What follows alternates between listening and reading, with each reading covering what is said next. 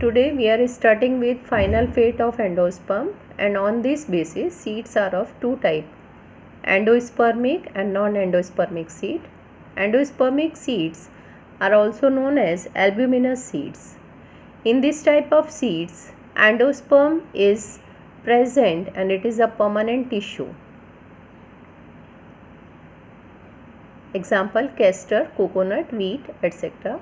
Non-endospermic seed or exalbuminous seed. In this type of seeds, endosperm is absent.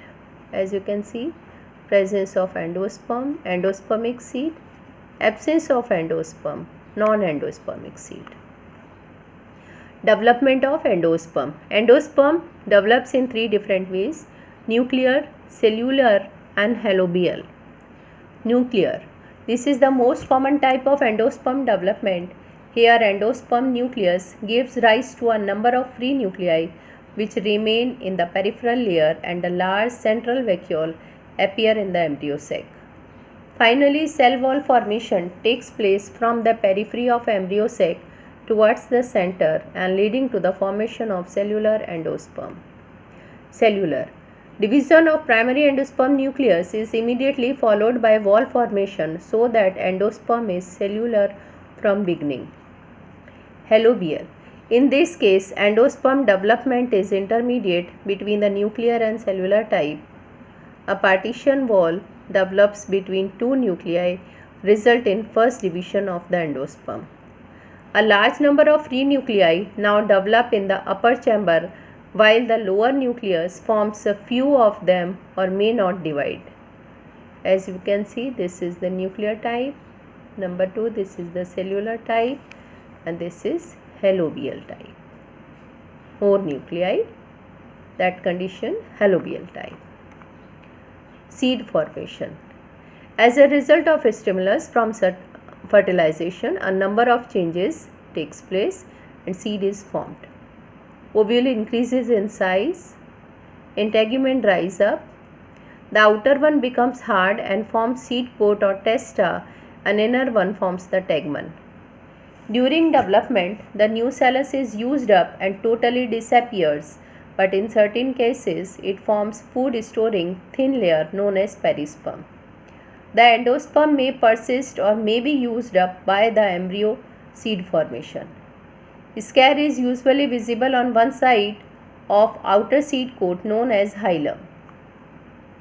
With these changes, ovule convert into seed and enters a period of time that is known as dormancy. It is the period of life cycle of the organism when growth, development and physical activity and helps an organism to conserve energy. And at this time, ovary ripens into fruit. Now we will see this diagram. As you can see, this is seed, this is nucellus disintegrating, this is embryo sac which is expanding, endosperm cell. Yesterday we have discussed heart shape embryo, this is basal cell, and this is suspensor cell. As you can see, this is plumule and radicle. These both are cotyledon, and this total consists embryo. Now it will convert like this. These are remains of endosperm.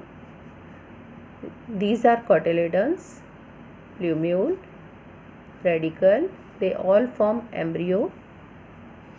This is nucellus. Nucellus completely, entire nucellus is absorbed, and this is the outer layer that is known as testa. Now fruit formation. Fruit may be defined as the matured or ripened ovary. The stimulus of fertilization not only develops ovule into seed but also brings other changes in flower. The ovary begins to enlarge simultaneously with the development of seed, and it becomes fruit. Today, whatever I have taught you, I am sending its PDF. Thank you.